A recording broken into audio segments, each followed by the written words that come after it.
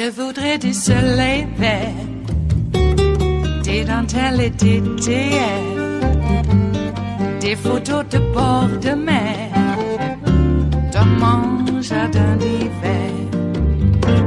Je voudrais de la lumière, comme en Nouvelle-Angleterre. Je veux changer d'atmosphère, dans mon jardin d'hiver. Ma fleur sous la pluie de novembre, tes mains qui courent, je n'en peux plus de t'attendre. Les années passent, qu'il est loin, là je tombe. Nul ne peut nous entendre.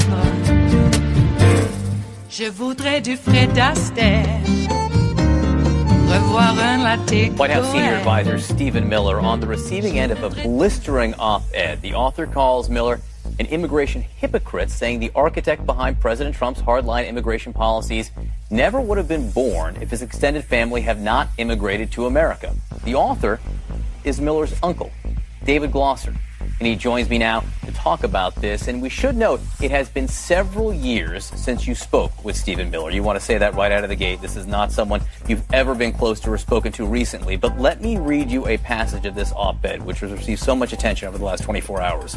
I have watched with dismay and increasing horror as my nephew, who is an educated man and well aware of his heritage, has become the architect of immigration policies that repudiate the very foundation of our family's life in this country. I shudder at the thought of what would have become of the Glossers had the same policy Stephen so coolly espouses, the travel ban, the radical decrease in refugees, the separation of children from their parents, and even talk of limited citizenship for legal immigrants had been in effect when your ancestor Wolf Lee Glosser made his desperate bid for freedom. You told me you knew that this op-ed in Politico was going to get a lot of attention. Why did you write it now? The reason I wrote it now is because the administration has had an increasingly hostile posture towards desperate people trying to enter the country. I had been posting my opinions on Facebook for the past year or two, but various members of the family, as well as myself, thought I could no longer remain, have a, how should we say, a quiet voice on the subject in light of the incarceration of all these children. This was an act of inexcusable cruelty. The situation at the border over the last several months. Not just at the border, but as the children were incarcerated and have been held captive, and whose parents, in many cases, have been sent away separate from their children. Had any other country done this at a time of war, it would have been considered a war crime. You say you're not close to Stephen Miller. He's your nephew, but you haven't spoken to him really in 10 years. And before that, you say you didn't even know him well. Yet, you are his uncle, and for you, was it hard to come to the point to go so public with criticism like this? Of course. I write this more in sadness than in anger. I've spent my life trying to help people. I've been working in clinical neuroscience for my entire career. I've spent my life trying to help diagnose people and help them get well. I have not been interested in having public notoriety. I've been interested in having my private life and taking care of those things which are important to me. But as I say, I felt it was incumbent upon me to raise my voice, to let people know that this is a country of immigrants, and our family were immigrants. In fact, we were refugees. If my ancestors had not immigrated to the United States when they did, if they'd waited a few more years till 1924, the door would have been shut. My parents would have gone up the crematoria chimney. I wouldn't have been born, my sister wouldn't have been born, and certainly Stephen would never have existed.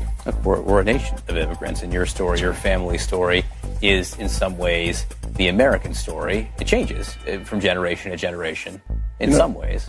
Just in the last day or two, I've received over 100 emails and messages from people that I know and that I don't know who are telling me your story is the same as ours. And these are folks of similar background, of dissimilar background, people of Irish ancestry, people of Polish ancestry, people from all over the world. Who are you trying to reach with this? Is it the people? Is it the administration? Is it your nephew? What I want to do is I want to convince people to open their minds and open their hearts to realities of immigration. The United States is a large country, a wealthy country, and we've been made strong and large and wealthy, not just by our natural resources and our geographical situation, but by the strength, the smarts, the muscle, the brains, and the enterprise of millions of immigrants. We have to realize that there are other people in the world who are facing crises. We can't solve the entire world's problems and solve all the refugees' problems in the world. But we should offer help as we can in proportion to our size, our resources, and our abilities. Do you have your family support? I know you're uncomfortable talking about internal family dynamics here, but writing this so publicly criticizing your nephew, is everyone in your family on board on this? We have a huge family. I wouldn't offer to speak for my entire family, but dozens of family members have encouraged me to push forward with this. You don't expect to change Stephen's mind with this, do you? No, it appears that he's made his entire political and personal career on this single issue for reasons that I don't really know. And likewise, you're obviously a very thoughtful man. This is what the president ran on. This isn't surprising.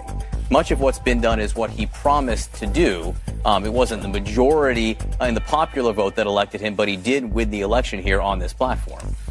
Yes, you're absolutely right. I first became alarmed with this when Mr. Trump was running for presidency, when he started his political ascent by falsely decrying Obama as a foreign-born Muslim, none of which was true, and which he never recanted until absolutely the last moment when there was no further choice for him.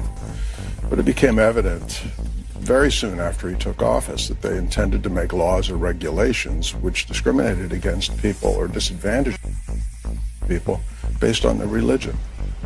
And it's a huge mistake for any democracy to start to make laws based on factors of religion, ethnicity, or national origin. The United States has done so in the distant past.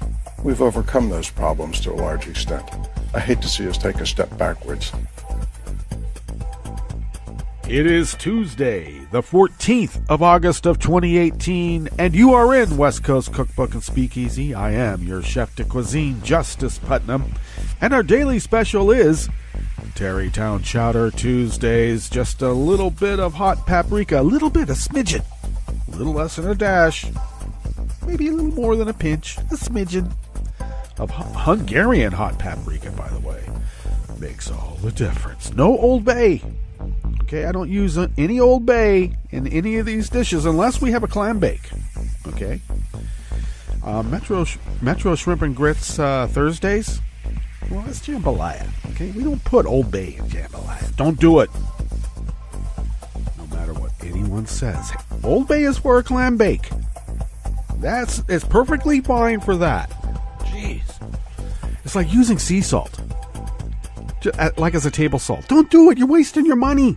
Just get regular sea salt. I mean, regular table salt. You know, when it rains, it pours. Get the iodine. There's no iodine in the sea salt that you're getting. So you might be getting, some iodine deficiency there. Be careful.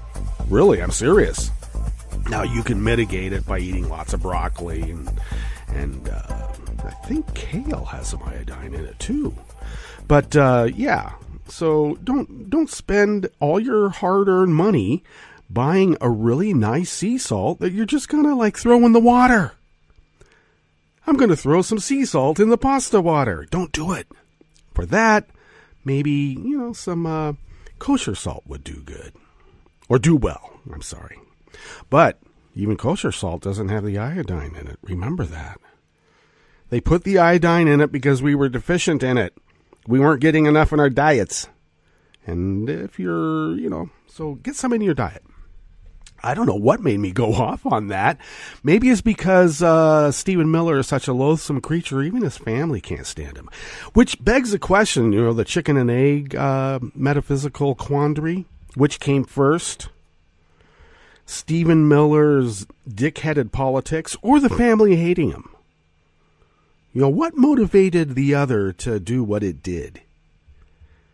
And I actually have to think that maybe it was manifested out of Stephen Miller. Harlan Ellison wrote a story that probably presaged or at least described the dynamic of a Stephen Miller. And what is that dynamic? Well, self-hating.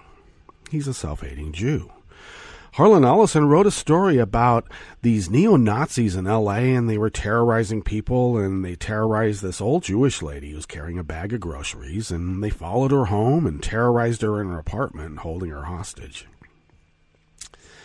And one of the characters in this hostage-taking of sorts turns out to not only be a neo-Nazi, but he confides to her that actually he's Jewish.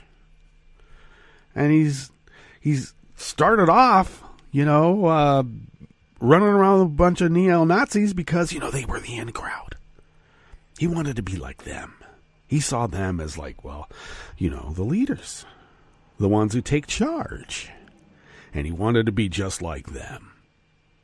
Not these shaking, damaged people that were just populated his family, who all they did was just shake and whine about their terrible past. Get over it. And in Harlan Ellison's story, there's a little smidgen, more, less than a spoon, more than a dash, maybe a pinch, smidgen of hope there. That maybe this self-hating Jew won't be so self-hating and destroy his people and himself in the process. But like most Harlan Ellison stories, it ends on, maybe an undecided note. You decide what happens in the end.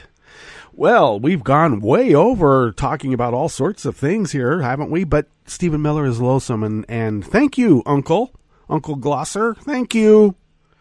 And dozens of family members, encouraged him to do what he did. And good thing he did. Which goes right up there. I have to mention also Goodlat's son is endorsing. Now, Goodlat is not running again, of course.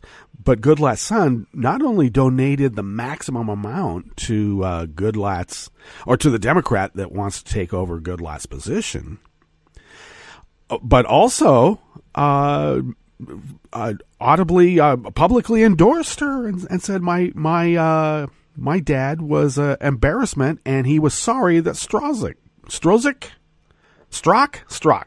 He was sorry that Strzok got fired, the FBI agent, who apparently, if you're in the rogue New York office, you can give Giuliani anything you want.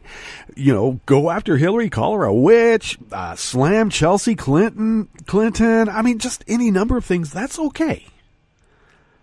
But this Strzok guy, if he just kept it with Hillary and everybody else except Donald Trump, he'd still be working for the FBI. But because he also included Donald Trump in that can't be done anymore. There is no criticizing the President of the United States when the President of the United States is Donald Trump. They're willing to throw people in jail and destroy their lives and take away their jobs.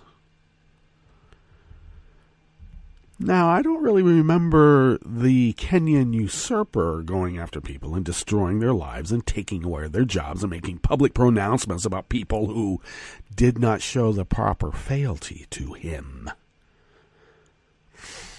What's on the rest of the menu? Here in the Bistro Cafe, part of West Coast Cookbook and Speakeasy, Tarrytown Chowder Tuesdays. Well, Trump-inspired Arizona GOP candidate who not only killed his own mother, this is the kind of candidates they get. This guy killed his own mother and he brags about it. And we'll find out about that killing and how questionable that was. Well, he not only had killed his own mother, he also threatened to kill the head of his condo association. Now, I don't know, is that like a lateral murder, or is that stepping up in the murder hierarchy? You kill your mom, and then later on you want to kill the head of your condo association? Or is that a step down? I don't know. I've never figured out the progression that murderers would take to increase their lot in life, and just making them feel good about themselves. Well, Also, the White House exempts Bill Shine from ethics rules so he can keep meeting with Fox News. Well, do they really need to, exempt him? There's no law there. Ethics are predicated upon following law. I think that's just a show, maybe. I don't know. And Trump wants to let payday lenders rip off military service members because they are not patriotic enough to give up their pay raises to pay for Trump's economy. He said that right to their faces. He said, who's here is willing to give up their pay raise so you can fund my whatever it is that I need funding for? No one raised their hand, and he was pissed and questioned their patriotism. You know, the guy that never, joined the military ever. He was in a military-themed school. The only one that would keep him. Yeah, questioning their patriotism. Corporal Bone Spurs. And after the break, we then move to the chef's table, where Scott Walker will not defend Wisconsin-based Harley-Davidson against Trump. Now, I gotta say, I hate Harley-Davidson. Always have hated Harley-Davidson. They leak oil all over the place. It's a pain in the ass. I hate the way they sound. They're unbalanced. They really are. They're stupid bikes. But I don't know. Maybe you have to have a certain girth to be able to balance them out. I haven't figured that one out yet. Maybe that's the case. I know. I like Moto Guzzi's. That's not a small bike. A police special, okay? Smallest is, 1,200 cc's. They go big. So I like, for a big bike, Moto Guzzi. Harley-Davidson, But you would think the governor of Wisconsin would want to keep businesses, especially someone or a company as revered, such as they are, as Harley-Davidson. Nope. Which says everything you know about Scott Walker. And 240 cubic miles of magma has been discovered underneath what is considered a dormant supervolcano in California. 240 cubic miles of magma. And they're hoping it's a dormant supervolcano. All that and more on West Coast Cookbook and Speakeasy. Bon appetit.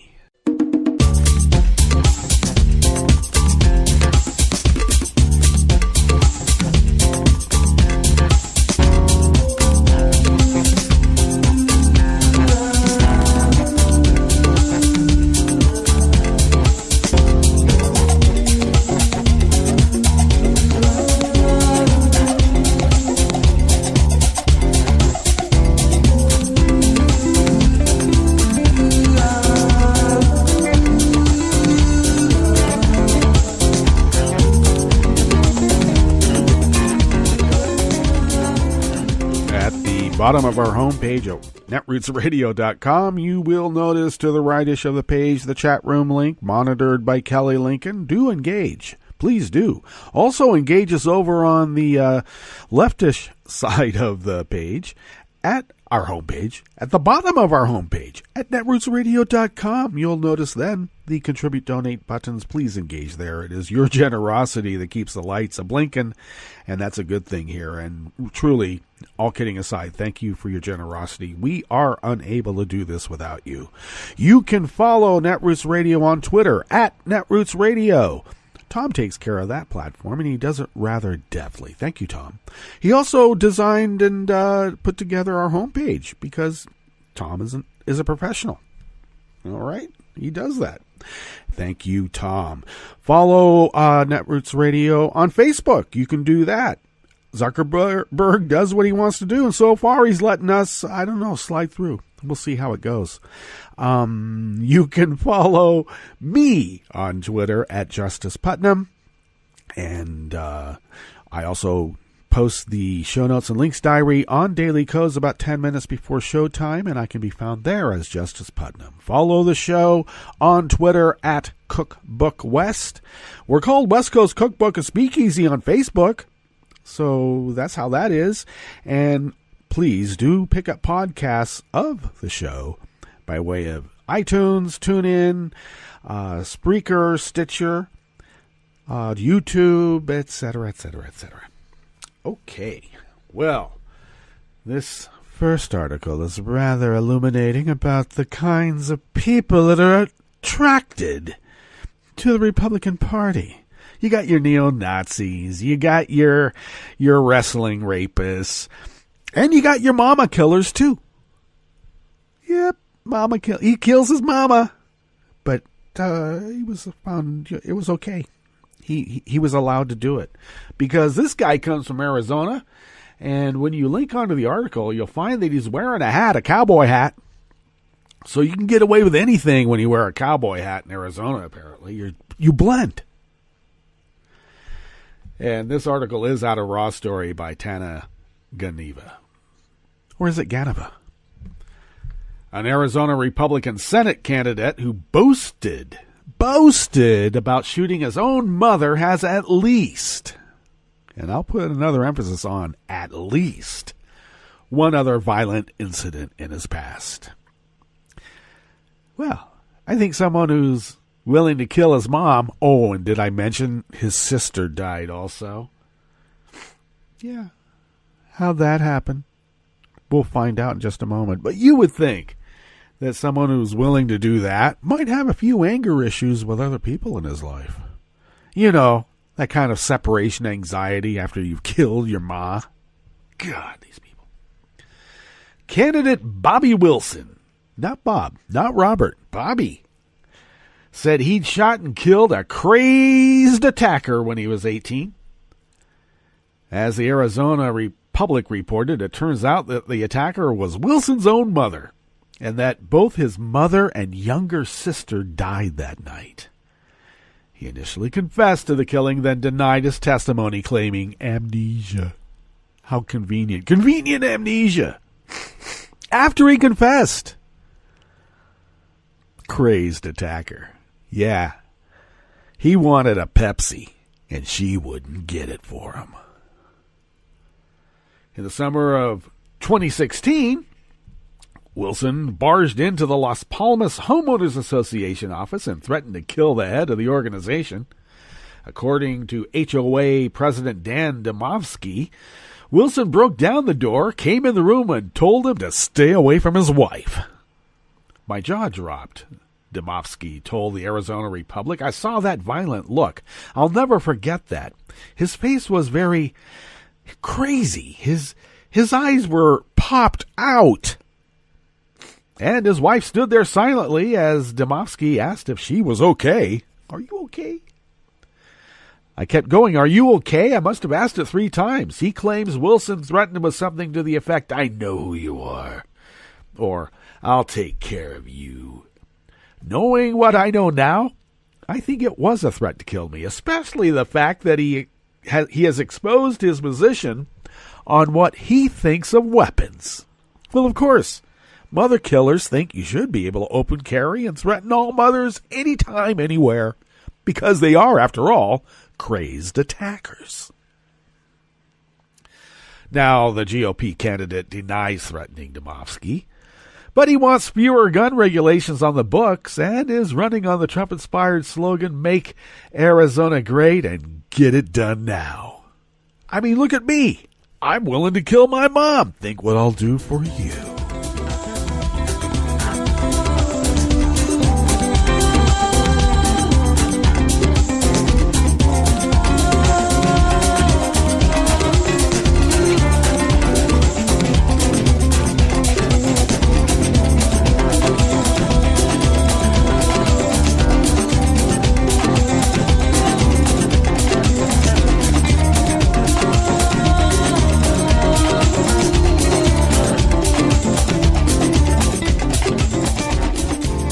Next offering here, the Bistro Cafe, part of West Coast Cookbook and Speakeasy, is by Chris Sosa, who writes for Alternate. And it is Tarrytown Chowder Tuesdays.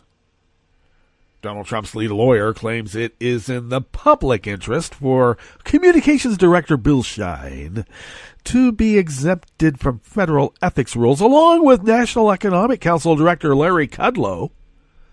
Now, of course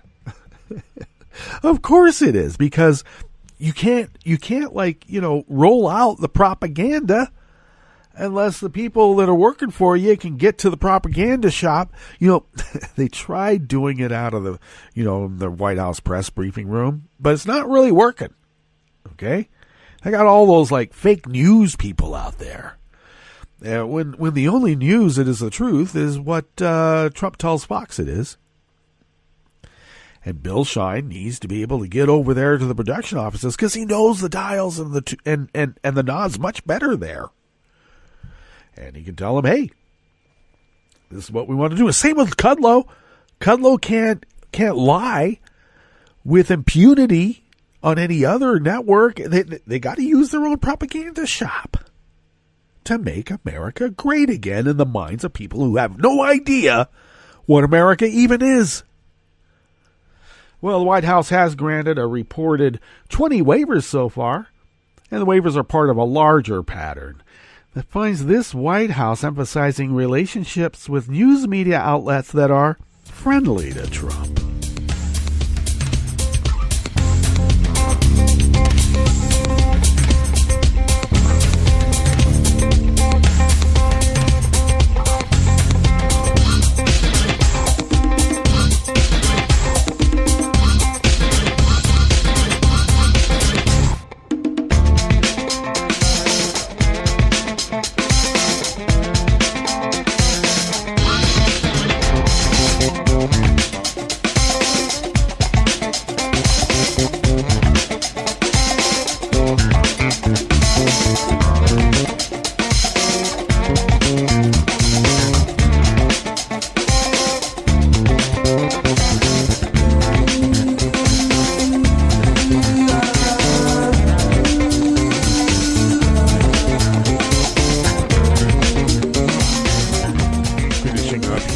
Bistro Cafe, part of West Coast Cookbook and Speakeasy, Tarrytown Chowder, Tuesdays. Trump's Consumer Financial Protection Bureau, the original one that was started by Elizabeth Warren, then they put Cordray in there, and then Mulvaney came in, Mick Mulvaney came in and said, Consumer Financial Protection Bureau. We need to protect ourselves from these consumers, and that's exactly what they've done. Well, they plan to abandon its most effective means of protecting military service members from being ripped off by payday lenders, part of Trump Budget Chief Mick Mulvaney's mission to gut the agency from inside. Well, yeah, protection from consumers in the Financial Bureau. Okay. A draft proposal shows that Mulvaney, the agency's interim director, wants to scrap proactive oversight and enforcement of the Military Lending Act. He wants the CFPB to stop performing supervisory examinations which proactively look for patterns of abuse by lenders against members of the military. Mulvaney claims that this proactive oversight is not explicitly laid out in the legislation, which is why he wants to end it. Yet, Trump administration officials also told the Times that no lenders are actually challenging the agency's enforcement of the law, which suggests that even if the administration's goal is to appease shady lenders, it's bending over even further backwards to achieve that goal that it needs to. Well, Trump illegally installed Mulvaney as acting director of the agency in November, even though then Deputy Director Leandra English had already been appointed to the post.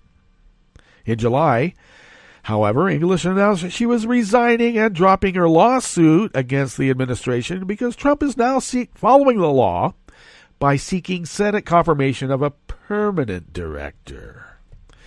Well, Mulvaney also dropped investigations and enforcement actions against payday lenders who disproportionately prey on military veterans and service members.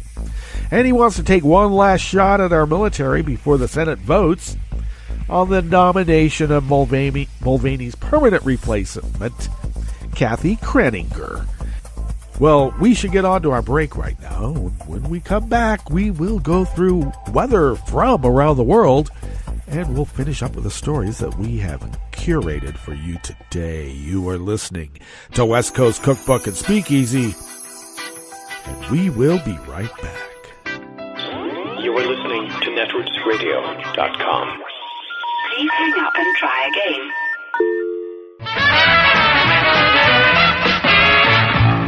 From a point at sea to the circles of your mind, a new force is at work for planetary transformation. New radio for a new Earth.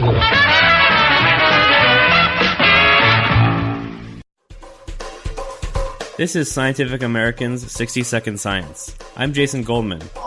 Not too long ago, we thought that only humans could make and use tools. Then, Jane Goodall watched a chimpanzee called David take a small twig, snap the leaves off, stick it into a termite mound, and lick the insects off the stick. Seems some animals also made and used tools. That observation was in 1960. Since then, the Club of Tool Users has expanded to include a wide range of primates, birds, marine mammals, and others. And now, an insect. Maybe. Tree crickets use sound to attract mates. And they also fashion and use baffles, sound controllers, made of leaves, to produce sound more efficiently. It's a behavior that's been known since at least 1975. But nobody ever really tried to figure out how and why the bugs use the baffles. So the way that tree crickets sing is to raise their wings and vibrate the wing back and forth. So this causes sound to come off each surface of the wing. So the front face of the wing and the back face of the wing. University of Toronto biologist Natasha Matre. But sound waves coming off the front of the wings and the sound waves coming off the back of the wings are out of phase with each other. The two sounds interfere with each other, making the call quieter. To make a baffle, the cricket carves a small hole in the center of a leaf and sticks its body halfway through. The baffle absorbs the sound coming from the back of the wings, and therefore lets the sounds coming from the front sides to come through loud and clear. And this prevents what we call acoustic short-circuiting, and therefore they make more sound. But do these structures count as tools? Matre weighed the behavior against the most recent definition for tool use described in the scientific literature. And based upon the requirements of that definition, it would seem that tree crickets do indeed make and use tools. The findings are in the journal Ethology. So what does this discovery mean for the link between tool use and animal smarts? I don't know if I want to say it exactly this way, but it actually takes tool use down a notch. It's like if you see tool use in an animal, you can't immediately say the animal is smart. Even if you see optimal tool use in the animal, you can't say, oh, that's a really clever animal, because actually that could be an inherited behavior. Thanks for the minute. For Scientific American's 60-Second Science, I'm Jason Goldman. Welcome to 60 Second Civics, the daily podcast of the Center for Civic Education. I'm Mark Gage. The history of the American people has been a great adventure in ideas and in trying to make these ideas a reality. These ideas include the concepts that all people are created equal and have certain unalienable rights, including the rights to life, liberty, and the pursuit of happiness. The founders, such as George Washington, Thomas Jefferson, and John Adams, were heirs to the philosophical and historical traditions of Western civilization. They were well-read and were familiar with the history, philosophy, and literature of the ancient Greek and Roman worlds, as well as the ideas of their own time, such as those of John Locke. The founders studied English history and law, which is the source of our constitutional traditions. Religion was also an important part of the founders' education. They knew the Bible and its teachings very well. The founders of our country were also revolutionaries. Thomas Jefferson and a committee of 4 other founders wrote the Declaration of Independence, which separated our nation. Thomas Jefferson and a committee of 4 other founders wrote the Declaration of Independence, which separated our nation from Great Britain on July 4, 1776. In creating the new nation, they drew on their experiences under British colonial rule. They used their knowledge and experience when they wrote the Constitution. Over the next few weeks, 60-Second Civics will explore the important philosophical ideas and historical events that influenced the writing of the Constitution and the Bill of Rights. That's all for today's podcast. The show's theme song is Complacent by Cheryl B. Englehart. You can find Cheryl online at cbemusic.com. 60-Second Civics, where civic education only takes a minute. You can help stop the Trump agenda in its tracks. Make sure you're registered to vote. Go to rockthevote.org. And on November 6th, vote for Democrats up and down the ticket. This message, a public service from all the fine people of netrootsradio.com. Can the Trump administration make millions of people invisible? I'm Bill Newman, and this is the Civil Liberties Minute. In a 2016 case, the United States Supreme Court reaffirmed that the Constitution requires representation in the House of Representatives, and thus the Electoral College, to be determined by a state's and the country's total population, which includes voters and non-voters, children and adults, long-term and short-term residents, citizens and non-citizens alike. An accurate enumeration, the Constitution's 18th century word for a census, is the prerequisite. But the Trump administration is disingenuously trying to circumvent this constitutional requirement by inserting into the 2020 census a question about citizenship, which serves no legitimate purpose, has not been included in the census for some 60 years, and targets immigrants. After all, who would answer a question or fill out a form that could cause law enforcement, think Immigration and Customs Enforcement, ICE, to target you, a parent or your child, or even a distant relative or a friend living in your home for possible incarceration or deportation? The answer is no one would do that, which is why 17 state attorneys general have sued in federal court to stop the citizenship question from being included in the census, to stop the Trump administration from making immigrants invisible, and rather to ensure that in America everyone is counted, because everyone counts. The Civil Liberties Minute is made possible by the ACLU, because freedom can't protect itself. I read the news today, oh boy. It's time for Nicole Sandler's What's News from NicoleSandler.com and the Progressive Voices Network. Peter Strzok, the FBI counterintelligence agent who came under withering criticism from Republicans for a series of anti-Trump text messages he sent during the 2016 campaign, was fired on Friday. According to Strzok's lawyer, Aiton Goldman, an internal disciplinary review had recommended Strzok's demotion and a 60-day suspension. But Goldman said Monday that the deputy director of the FBI overruled that determination and decided to fire him. I don't think that you can rationally reach any conclusion other than it was political. Pete, along with several other employees who sent anti-Trump texts, were referred to the Office of Professional Responsibility, or OPR. That's a division within the FBI that is in charge of internally disciplining agents. And we had a process, a normal process, where we engaged with OPR and submitted something in writing and went in and orally presented. And they decided that what the appropriate punishment should be is a 60-day suspension, demotion, and signing what's called a last chance letter, which basically is double secret probation and says that you can be fired if you do anything else wrong.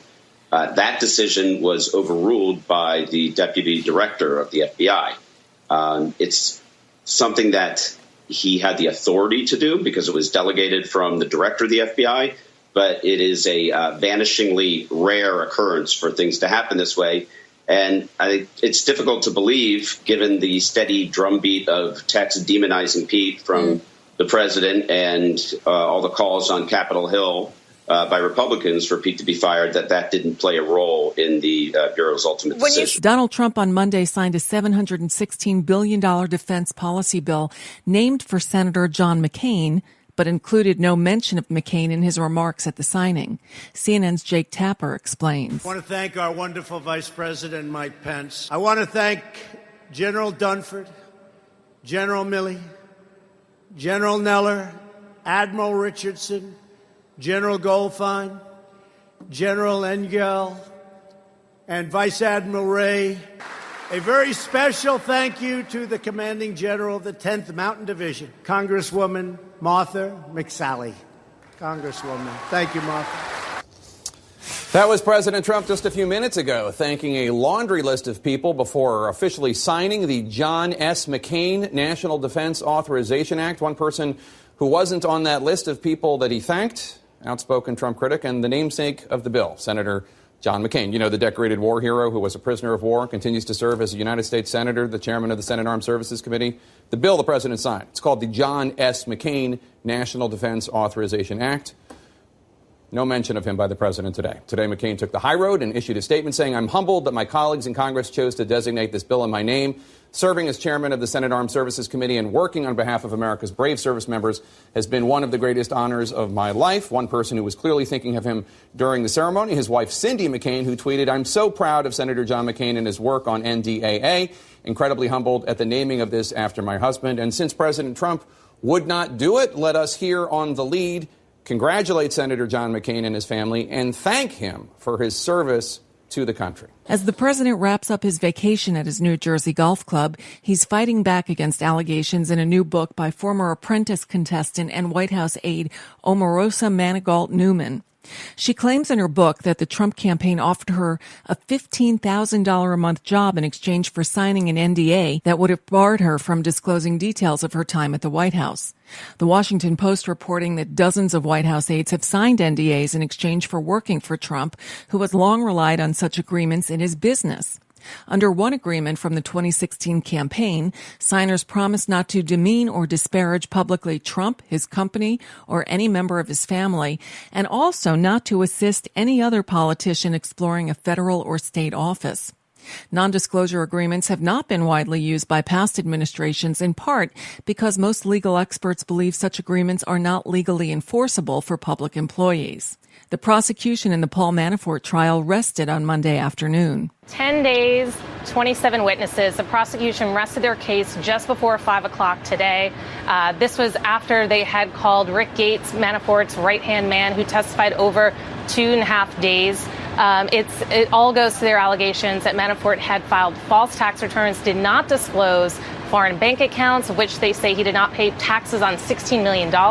The jury also heard a story of how Manafort had defrauded banks out of $20 million by not giving truthful information to them about the conditions and the parameters of his income that related to these loans. The government ended their case today, with the jury hearing a lot from one of those bankers who testified that he would not have recommended that the bank give the loan, but he said that it went ahead anyway because the chairman of the bank, Stephen Koch, had authorized it. And Koch, of course, the jury had heard testimony earlier in the week that he was trying to get a position in the administration, and that is why he expedited these loans. Tuesday is primary day in Wisconsin, Minnesota, Connecticut, and Vermont. Get out and vote. And that's a bit of what's news for now. I'm Nicole Sandler. If you appreciate these reports and the Nicole Sandler Show, I hope you'll consider making a contribution. My work is 100% listener supported, and I can't do it without your help. Find out more at NicoleSandler.com/donate. From UN headquarters in New York, I'm Luke Vargas with your World in 2 minutes. Each year, September's UN General Assembly meetings in New York provide a chance for world leaders to rub elbows and attend to business that might not get done if it required a flight to each other's capitals. Such was the case for top U.S. and Iranian negotiators in the run-up to 2015's nuclear deal, but 2018's diplomatic gathering looks poised to generate fewer high-profile encounters.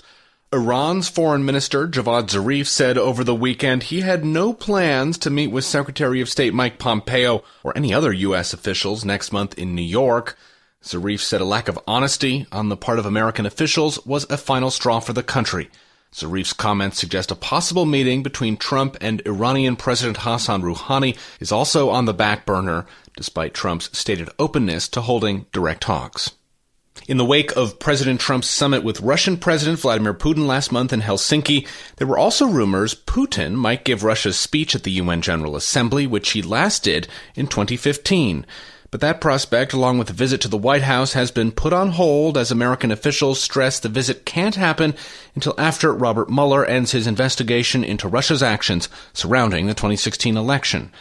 But September could still be a big month for international diplomacy after all, just maybe not in New York. North and South Korea agreed on Monday to hold a third round of face-to-face meetings between their two leaders, telling reporters the summit will take place in the North Korean capital Pyongyang at an unspecified date next month. South Korean President Moon Jae-in is reportedly eager to deepen cooperation with North Korea after successful meetings this year. But U.S. insistence that sanctions on the Kim regime remain in place until North Korea denuclearizes have stalled some ambitious projects like cross-border infrastructure and other foreign investment. Luke Vargas, The United Nations.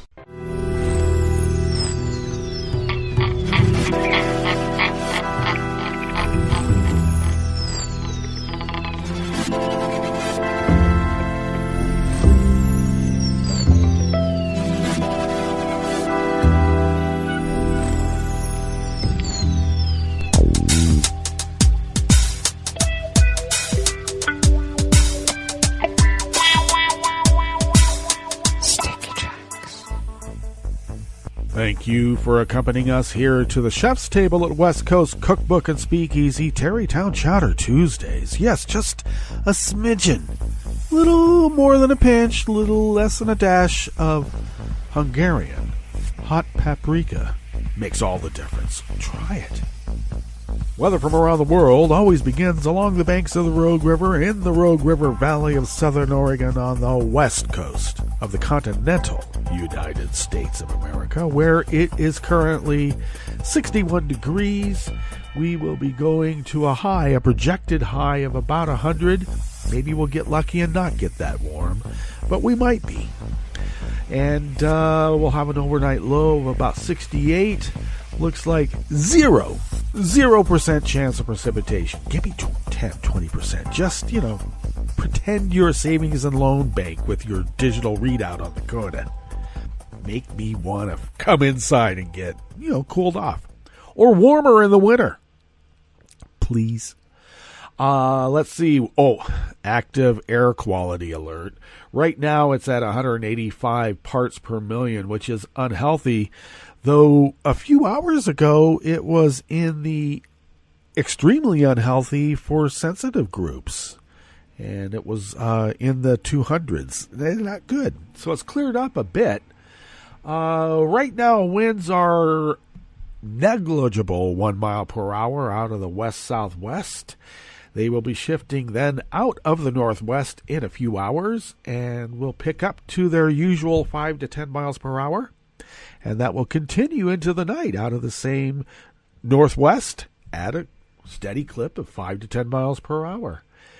Looks like tomorrow will be a little less in temp. At least that's the projected one. Looks like we'll be in the low to mid-90s tomorrow. Boy, that'll be a respite. I'm serious. When you feel like 90, it feels so much better than 105. It's amazing. Dry conditions will continue. Relative humidity right now is at 69%. The grass pollen is low for those of you who suffer from that. And the daytime UV index remains very high at 8. Probably because there's some clouds and, smoke in the sky. Right now, though, there's not clouds. It's just smoke, and the sun has not the deep red color, which is just, oh, my God, is that bad. But it has, it's magenta. It's getting there. Ooh, all we want to do is breathe. I can't breathe. Okay, enough of that. Weather from around the world is brought to you by people's personal weather stations that they purchased. These people planted these purchased personal weather stations somewhere on their property, and these people positively live around the world. London is right now 76 degrees and partly cloudy. Paris is 76 and cloudy. Rome is 69 degrees and with a rain shower and an active thunderstorm, electrical storm advisory in which, critical infrastructure could be impacted, and also an active flood alert. Flash flood alert. Yikes. Kiev is 89 and fair. Kabul is 83 and fair with wind. Heavy winds. They can't fly the drones very well in that, so people are going out and having their wedding parties today. It's the only way to live. Literally. Hong Kong is 78 degrees with light rain. Tokyo is 84 and partly cloudy. Sydney, Australia is 56 and clear. San Francisco, California is 55 and cloudy with an active air quality alert also because of heavy smoke. And New York is 77 degrees Fahrenheit and partly cloudy. And that is weather from around the world, brought to you by people's personal weather stations that they purchased. These people planted.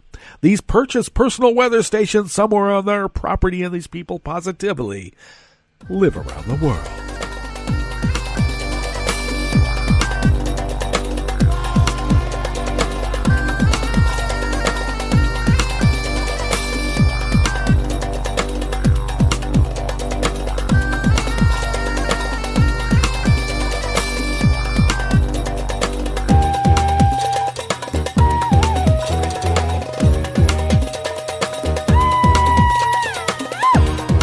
Christopher brings us this first offering here at the chef's table at West Coast Cookbook and Speakeasy, Tarrytown Chowder Tuesdays. And I am your chef de cuisine, Justice Putnam. And I have this affectated dialect because I want to feel, I don't know, rather humorous, don't you say? Well, Wisconsin Governor Scott Walker would rather stay on Trump's good side than stand up for his own state. Well, he will stand up for his own state of well-being, and that is being well paid. And he'll go wherever he gets well paid. Trump escalated his feud with legendary Wisconsin-based motorcycle manufacturer and heavily oil-leaking crankcases of the Harley-Davidson this weekend. And the state's Republican governor, Scott Walker, reacted by taking Trump's side. I think actually he knelt down in a, sort of like a prayer-like devotion. Maybe he even prostrated himself. Trump held a photo op with Bikers for Trump at his golf resort in New Jersey.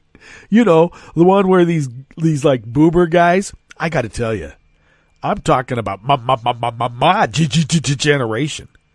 Yikes. I don't know. They look like mods to me. They're not rockers. A punk would kick their ass. And they don't even have to kick their ass because that's how punks are. But these guys, they go up there with Nazi tattoos. Oh, it's okay. Or like bikers love titties. They had some sort of decal that said that. Well, I guess that's just apropos for where Trump's mind is at. Well, I don't know. If Trump actually tried to ride with some real Hell's Angels, he'd be beat to a crap more than Hunter Thompson ever was. And Hunter Thompson could take care of himself. Yeah, did you know Hunter Thompson? He was 6'4", kind of lanky, at about 210, 215, but he could kick ass. Okay, well, you would expect that sort of attack the Wisconsin governor would object to on behalf of his state and his workers, but not Walker. Instead, Walker released a statement claiming he wants Harley-Davidson to prosper here in the state of Wisconsin, but added that one of the best ways for that to happen is to do what the president has called for, and that is to get no tariffs. Well, what? Even the Bikers for Trump, their T-shirts are made in, I think, in Thailand or Malaysia. Because the guy that's the head of Bikers for Trump even said, you try to buy it here in the United States and they charge too much. I mean, we used to be able to get our shirts at a reasonable price, and all of a sudden, I don't know why, the suppliers of all our T-shirts are charging us more. About what the tariff charge is. Isn't that weird? And the Democratic Party of Wisconsin said Trump's encouragement of a boycott is a brazen attack on a Wisconsin-grown manufacturer, but Scott Walker would rather stay on Trump's good side than fight for Wisconsin. And Trump's good side is when you're prostrate, right in front of him, kissing a ring somewhere. Maybe a little baby toe ring. Okay. Walker's cowardice is magnified by the fact that he doesn't even have to face a Republican primary challenge. Yeah, but he still wants the money. The money doesn't stop when you leave office. In fact, you might get more. He's looking for the big payday. Well, embracing Trump nonetheless, instead of standing up for a business in his own state, could alienate him from Wisconsin voters who have a very poor opinion of Trump. Meanwhile, Trump's trade war is hurting Americans all over the country, and it could end up killing 500,000 jobs a year. Well, you don't want the country to be in great shape when you turn it over to Vlad, do you? Because Vlad will have the solution. And if it's doing good, you don't need a solution. Well, it could be a bad move for Walker as he faces a more challenging re-election battle than he's faced in the past. And it's definitely a bad move for him if he still hopes to have a political career beyond Wisconsin. And his idea for the presidency is over, but he still wants a payday. And, there's all those Fox News gigs.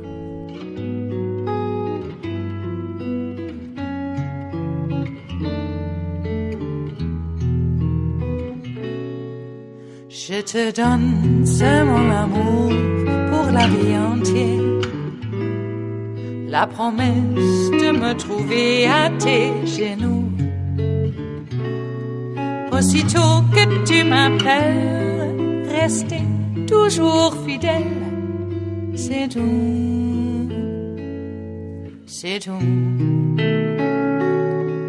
Je te donne tous mes printemps, mes étés de mer. Mes automnes, quand les feuilles tombent partout. Si ce n'est pas une bonne affaire, je te donne tous mes hivers. Eric King of the San Francisco Chronicle brings us this last offering here at the chef's table at West Coast Cookbook and Speakeasy. Scientists have discovered 240 cubic miles of semi-molten magma below the Long Valley caldera, a supervolcano in eastern California near Mammoth Mountain, which also is supposed to be a dormant volcano, by the way. Now, this long dormant supervolcano, or caldera, is currently a 20-mile-long caldera, and the supervolcano erupted 760,000 years ago and blanketed land within a 30-mile radius in hot ash. Volcanic material from the eruption was even detected in Nebraska. But the volcano has been dormant for the last 100,000 years. Fortunately, scientists do not believe that an eruption of that scale will occur anytime in the near future, since just 27% of the magma underneath the crater is liquid. Though that can change, right? And as this article goes on, parts of that bed of magma are solidified 27%, but the other part, semi-molten. We estimate the reservoir currently contains enough melt to support another super eruption comparable in size to the caldera eruption of 760 years ago. However, this volume and a relatively high melt fraction in no way ensures that the magma is eruptible. However, the report notes the magma in certain regions of the volcano is near the 30% threshold required for eruptions, meaning that a normal-size eruptions are certainly a possibility. Yikes. The team of scientists who published the report created a 3D image of the inside of the crater by using seismic data from the past 26 years. Over the past 40 years, scientists have observed a gradual uplift at the center of the caldera, and the report concludes there is no conclusive answer to this phenomenon. Oh yeah? There isn't? You mean like a volcano just suddenly appearing and growing and growing and growing? Except this is in the middle of a thought to be dormant supervolcano, a caldera. Despite 40 years of diverse investigations, the presence of large volumes of melt in Long Valley's magma reservoir remains unsolved. Well, they'll crack it to you right upside the head when it does. We better get out of here, folks. Enough of this jest and humor over our impending calamity. And but we will visit with you tomorrow for Smothered Benedict Wednesdays. Why not? I mean, if you're going to get smothered, why not? By hot volcanic ash. Oh, no, that won't happen. But there will be breaking news on Netroots Radio throughout the day, and it's breaking right now as I speak, so we better get to that. So do stay tuned to Netroots Radio for that breaking news, and we will visit with you tomorrow in West Coast Cookbook and Speakeasy. Bon appetit.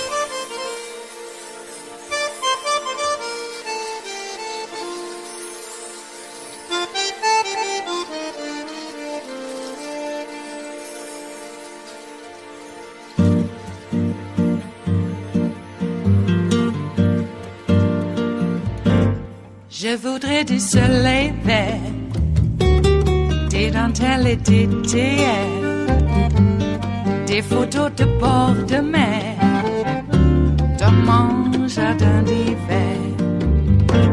Je voudrais de la lumière, comme en Nouvelle-Angleterre.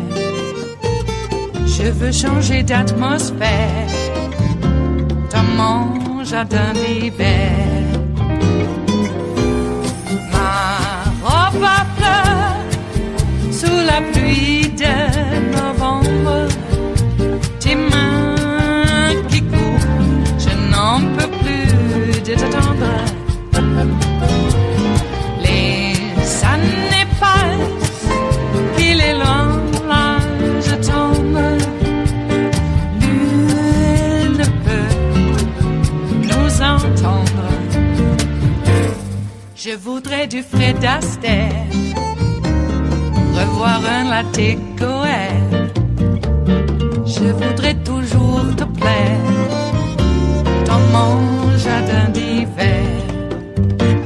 Je veux déjeuner par terre, comme au long de golfe clair, t'embrasser les yeux ouverts dans mon jardin d'hiver.